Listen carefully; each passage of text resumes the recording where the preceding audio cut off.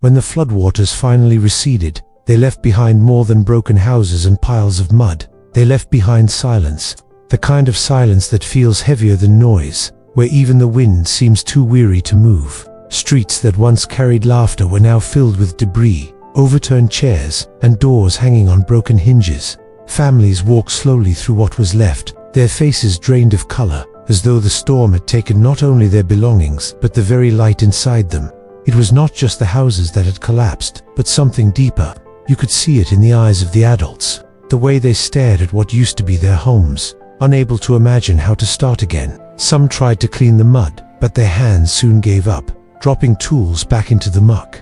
Others simply sat on fallen beams, staring at the ground as though answers might rise from the dirt. Even children, who usually carried sparks of energy, walked quietly, holding their parents' hands with unusual stillness. There was a heaviness in every step, like wading through invisible water that refused to let go. The days that followed seemed endless.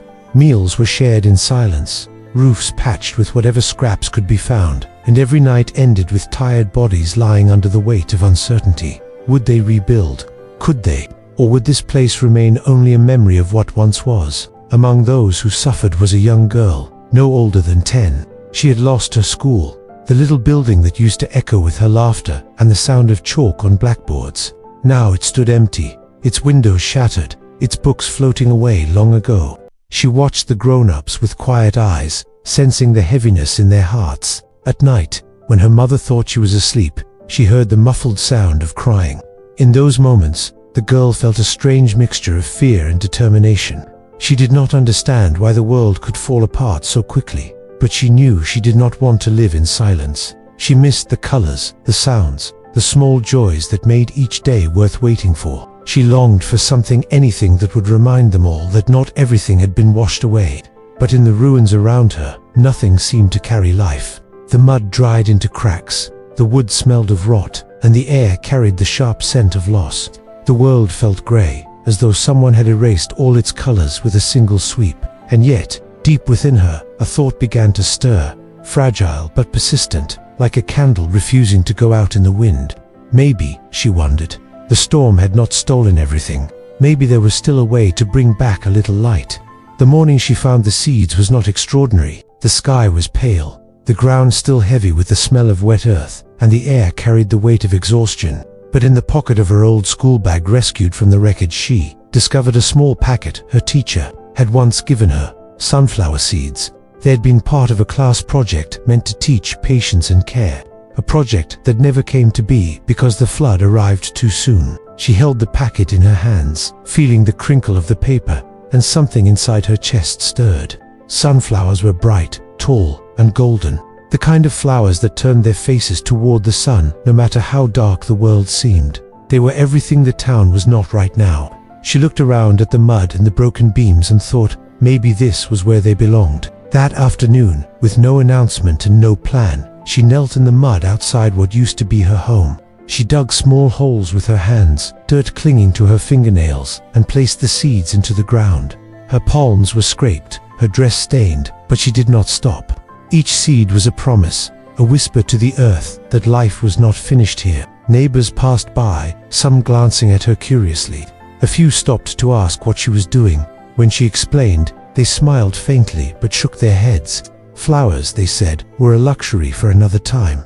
Right now, there was too much to fix, too much to mourn. But the girl simply nodded and kept going, her small hands working with quiet determination. One person, however, stayed longer. An elderly neighbor, a retired teacher who had lived through storms before, leaned on his cane and watched her. When she finished pressing the last seed into the earth, he walked closer and placed a gentle hand on her shoulder. He told her softly that planting in the mud was not foolish. It was an act of courage. Days passed, and the town remained heavy with sorrow. But something subtle began to change. The small patch of soil outside the girl's ruined home no longer looked like a scar on the earth. Tiny green shoots pushed their way upward, fragile but determined. At first, only she noticed, crouching close each morning to greet them like old friends. Yet, slowly, others began to see. Neighbors paused longer when they passed by. The sight of the little sprouts rising from mud stirred something inside them, something they had almost forgotten. One woman, who had spent weeks sitting silently by the ruins of her kitchen, found herself stopping to smile. A man carrying wood for repairs slowed down, then lingered as though the plants had reminded him of a memory he could not put into words. It was as if the flowers had spoken on the girl's behalf, telling the town that life was not over. The retired teacher often joined her, sitting nearby with quiet pride. He didn't need to explain further, the lesson was already unfolding before everyone's eyes.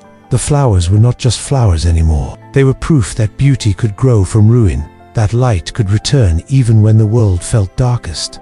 As the shoots grew taller, people began to talk again. Conversations started where silence had once lingered. Neighbors offered one another tools, shared meals, and made plans to repair broken roofs together. Someone cleared the debris from the schoolyard. Another started fixing the community hall. The girl watched as the grown-ups slowly began to move with purpose again. And though they didn't say it aloud, she knew the flowers had reminded them of something essential. They had reminded them of hope. Weeks later, when the sunflowers finally bloomed, their golden faces lit up the street. They stood tall against the backdrop of broken houses, defiant in their brightness. Children ran among them, laughing again, their hands brushing against the petals. Adults, too, could not help but pause and admire. For the first time since the storm, the air no longer felt heavy. It carried warmth. The girl looked at her sunflowers and felt something shift inside her. She had not rebuilt houses, nor could she bring back what was lost. But she had given her town something just as precious, the reminder that even in the deepest ruin, hope could take root. And as the community rebuilt piece by piece, it was not just wood and stone they were laying down. It was belief. Belief that storms could break walls, but not spirits. Belief that loss could scar, but not end them. Belief that hope, once planted, could grow strong enough to carry them forward. Standing in the glow of the flowers, the girl felt small yet powerful. She understood now that sometimes the bravest thing one could do was simply to begin. And with every sunflower swaying gently in the breeze, the whole town carried that truth in their hearts. When life feels washed away by storms, it is easy to believe nothing can grow again. Yet this story reminds us that hope does not wait for perfect conditions. Cliff chooses to take root even in the mud. The little girl's sunflowers were not just flowers. They were proof that even the smallest act can awaken strength in others. Maybe that is the lesson for all of us. Hope survives when we dare to plant it. If this story touched you, share it, leave your thoughts in the comments, and subscribe for more stories of resilience and light.